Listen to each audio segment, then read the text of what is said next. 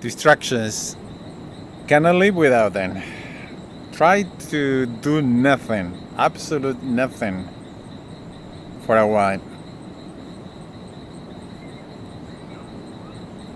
I have meditated for periods, long periods. I have lived completely off the grid by myself for years.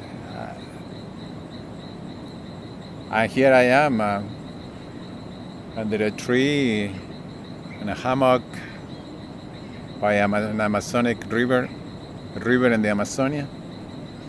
But I'm always counting on distractions. Here I am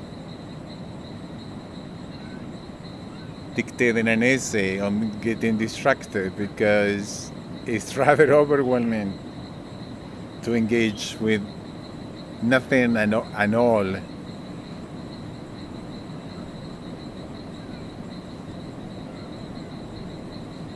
I feel restless here. I don't have my laptop. I don't have good internet to watch videos. I had done retreats, silent retreats, complete silence. But then there's a scheduled talk in the evening at least, a Dhamma talk. There are scheduled meals. There are the signposts you look forward to be distracted. And nothing wrong with being distracted. I can look at the jungle here and look at the trees and admire the trees that stand tall, much taller than the others. Why could kids scream so much? God. My kid didn't scream like that. I guess we parents encourage them. There's a cloud right above that is threatening rain.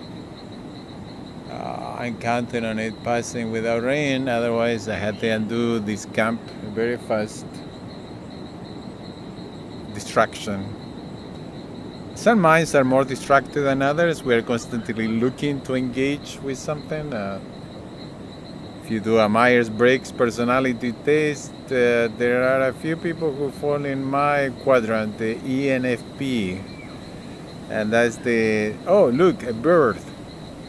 We're constantly distracted. We are very engaged with the outside world. So there are several aspects here. Why is this doing nothing so overwhelming at times? And then the quality of the distractions. The overwhelmingness of doing nothing might be connected to fears. We are left alone with our fears. We are left alone with ourselves, the reality of who we are that we don't want to confront. People get distracted with hard work because that they fulfill a role, and that's who they are, the role they are fulfilling.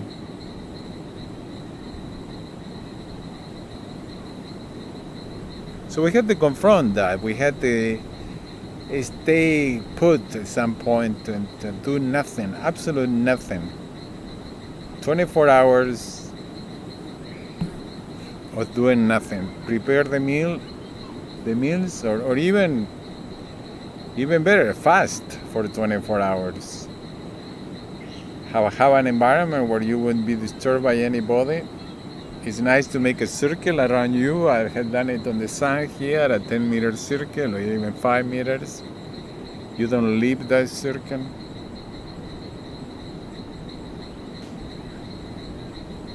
The more the weather is welcoming for the body, the less you have to depend on being in a tent or warming up or cooling down, and go there. Some people take objects, but that's already a distraction. I would say not to have anything and just see how it feels. I never done it in a room. That would be something, to have a whitened room with anything to distracts you. I guess you would sleep a lot in a room. Just have a mat on the floor.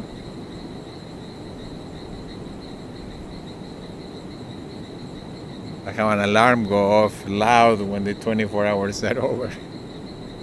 Maybe start with 1 hour and 2 hours and 4 and 8 and 16 and finally the holy grail of 24 hours one day.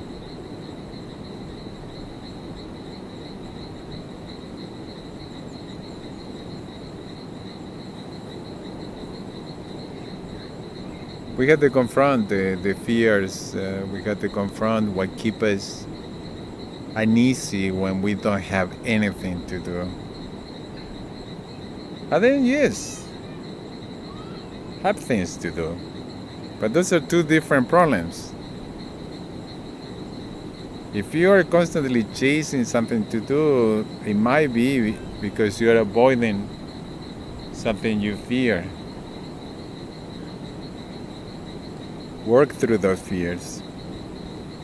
And then have things to do, contribute to society, contribute to your family, do for yourself and others. And then if you're going to be distracted, the quality of the distraction is important. You see, if you distract yourself drinking to the point of getting drunk, that's abusing your body through substances. So many times people associate doing nothing with drinking. Where I am now, for most people, this is idyllic. I'm sitting on the river, basically. I was just in the water for a while. Sunset is going to happen in 40 minutes or so. There's a storm approaching. It's a cool wind. It's idyllic, but then people would think this needs a glass of wine, even the right kind of wine. Because that loosens up the brain, that puts the fear away. Let's avoid distractions that abuse our bodies, and let's avoid distractions that abuse our minds. Mindless TV watching, that abuses your mind. That's like drinking. It's stupefying yourself, running again from fears and pain, losses, grief.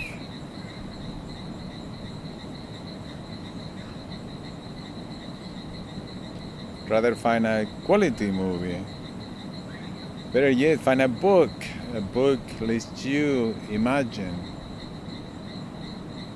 You imagine the characters and the landscape to your own liking. Not everything is filling for you. The children watch animation that is simple so they can fill in the blanks, not supercomputer animation that thwarts imagination. Think about it. Think about the cartoons we watched back in the 70s and compared to what cartoons kids watch today, or computer animation they watch today. It's really gonna rain.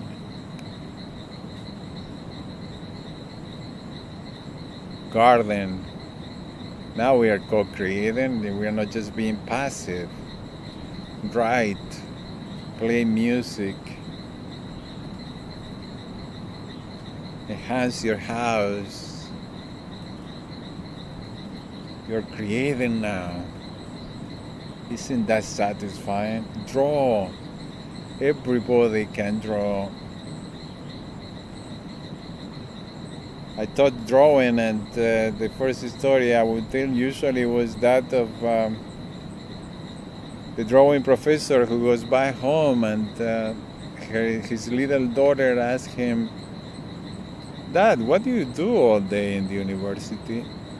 And he tells her, I teach people how to draw. And the girl says, why? They forget?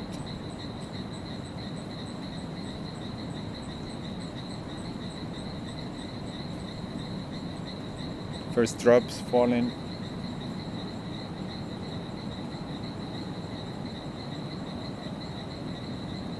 Such a magnificent time before sunset and then dusk when the buds come out. The buds, the buds. I wish the buds would come out. Need distraction. My distraction, my most nocive distraction is mindless web surfing, mindless YouTube video, mindless piece of information connecting. I'm a collector of information. When I was a kid, I would accumulate papers. I had jobs where I accumulated papers, insane amounts of paper. And now I collect digital information.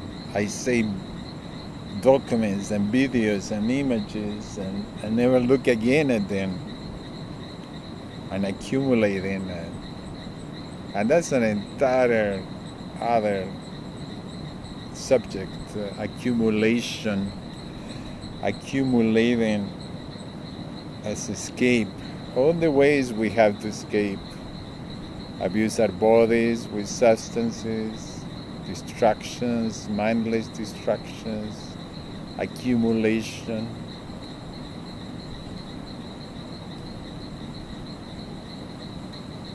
Few drops are hidden here and there, the river surface, which is extraordinary at this time.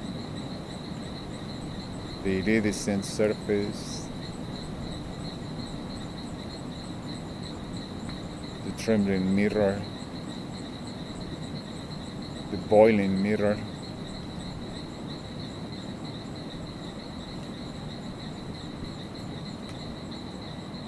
The frogs excited that there are few drops falling.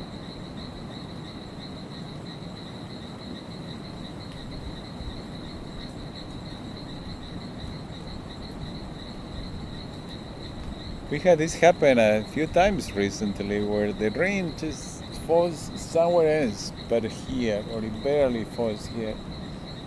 I think this cloud is gonna move over and not give us that much rain yet. It's raining really hard on the other side of the river, amazing. Just over there, 1 kilometer away, really hard.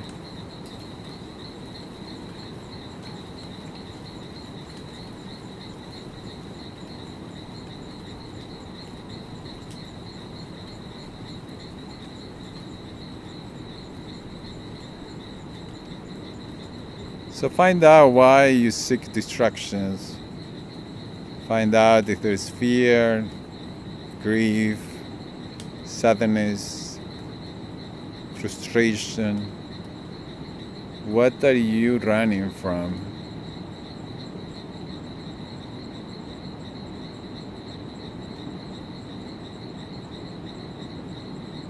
And then examine the quality of your distractions. Make them fulfilling. You're part of this divine universe. Your body is divine, your mind is divine, so why abuse them? So raining across the river. God, it's raining hard across the river. Wow.